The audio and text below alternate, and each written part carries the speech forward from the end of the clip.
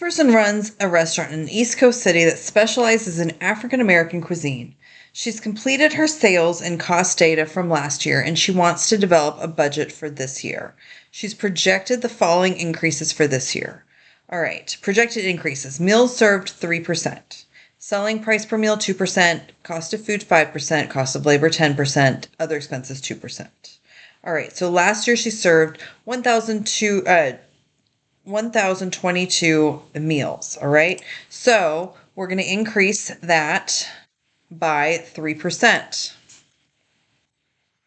So we'll multiply that by times 103%. All right, that's our new budget of meals. And our selling price per meal is going to go up 2%. All right, so we'll multiply that by 0.02. All right, so last year's cost of food per meal, okay? In order for us to get our cost of food per meal, let's see, it was 12.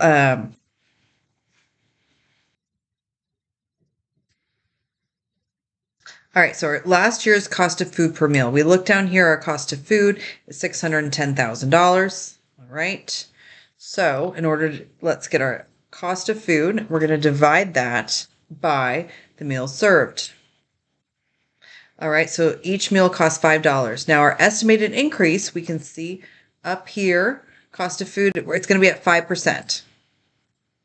So we'll take our 5 and we'll multiply that times 105%, 525. So estimated cost of food this year, our total cost, let's take our cost per meal and we're going to multiply that times the number of meals served that we anticipate serving. All right, so let's go ahead and let's just put that in the budget here. All right, last year's labor cost per meal. Cost of labor, $488,000. We're going to divide that by the meals served, $4. And our estimated increase for our labor, let's go back up, is going to be 10%. All right, so we're going to multiply this times 110%. So our estimated cost of labor this year will be the $440. We're going to multiply that again times our increase in our meals served. All right, so let's just go ahead. Let's put this number in for our budget. All right, so for our revenue, if we want to get our revenue, we're going to take the number of meals served that we anticipate serving times our selling price per meal. All right, now our other expenses, let's look up the other expenses. We expect those to go up 2%. Right, so let's calculate that. We're going to multiply that times 102%. So our total expenses, let's go ahead and add those up.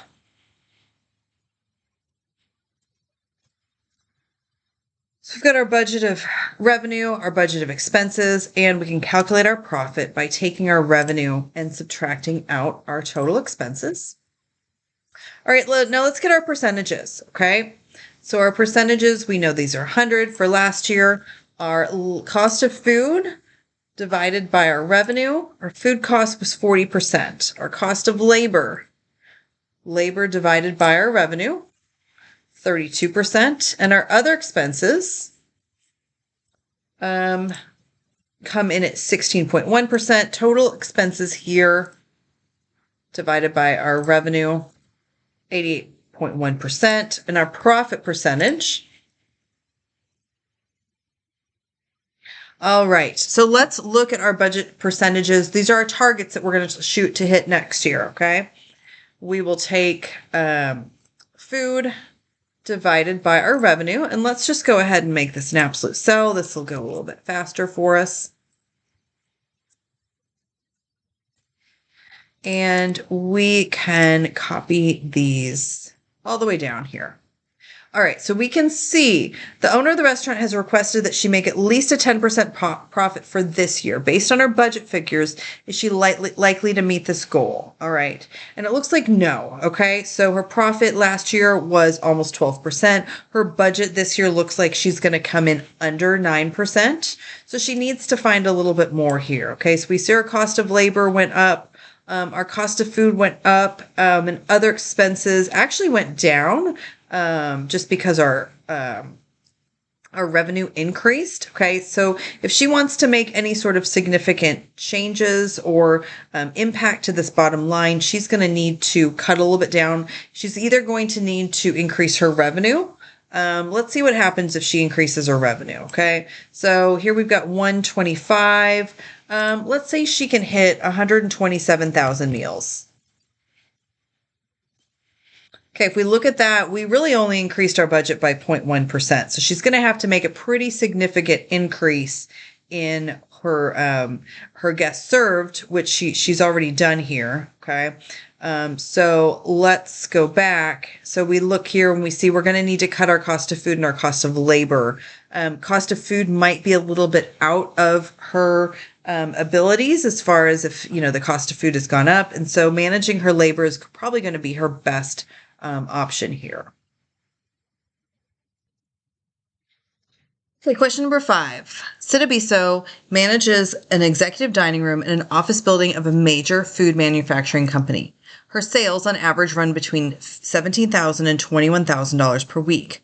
She's decided to use yardstick standards for labor to predict labor costs for varying sales levels. With this data, she can determine if variations in her expenses are due to changes in sales volume or other reasons such as waste or theft.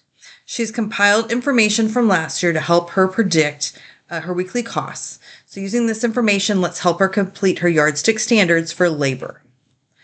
All right, so we can see here we have our labor costs for management, food production, service, sanitation. Okay, so the percent of the cost. All right, so for management, it is 84,000 divided by the total. All right, that's the percent of her cost. Food production, same thing. All right, we'll calculate these. Service. All right, now the total cost of sales. Okay, sanitation, we'll finish that one out. All right, now, and then so our cost of sales. So for management, let's look at this. It's going to be the 84,000 divided by the total sales. Okay, so this is for the entire year, right? So 9.3% is what she's using for management.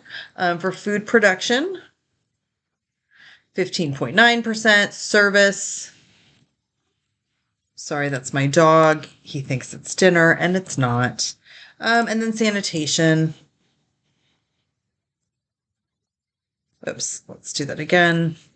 He's throwing me off. Okay. All right, and then let's look at our total for so our total spent divided by our total sales. Okay, so we're looking about 31% on our labor costs. All right. So that means that if we're looking at this average sales per month, the 900,000 is for the year, the 75 is for the month. Each week might be different. Okay, let's look at one of these weeks here. Okay, so we want to see kind of what our yardstick budget is. So for a $17,000 week, all right, let's multiply those sales times our management percentage. Okay, and we're just going to complete this for management here. So you're looking at, she needs to, for that week, her budget is to send $1,587. Okay, let's look at it if it's 18,000. Okay, 1680. So we'll multiply the sales times that percentage and so on and so forth. Okay, so that way she knows what her budget is based on her weekly sales estimate. And so she can tell if she is right on track because her hours should kind of go in line with what her sales are. So that can help with her budget. Question number 6. Tony Lamazza is developing next year's food service budget for the Springdale school system, consisting of 17 different schools in a 2-county area. Tony knows the revenue she will get from the school board, but is not sure how much the board will give her to pay for anticipated increases in employee benefits. Complete the chart below to help Tony determine the amount of employee benefits can increase and still allow her to show a budget surplus. All right, so we see the current budget here. And we see our current budget, our revenue is $7 million, cost of food, cost of payroll, employee benefits. We've got our other expenses and our total costs and our budget surplus here. All right, so let's go ahead. Let's calculate what happens if we increase by 5%. So we'll multiply this. Oops, we're in the wrong cell. We're going to take our 700,000. We're going to multiply it by 105%. Okay. And let's go ahead. Let's make a formula that adds up our total costs. So we know we've got our food, our payroll, our benefits, and our other expenses.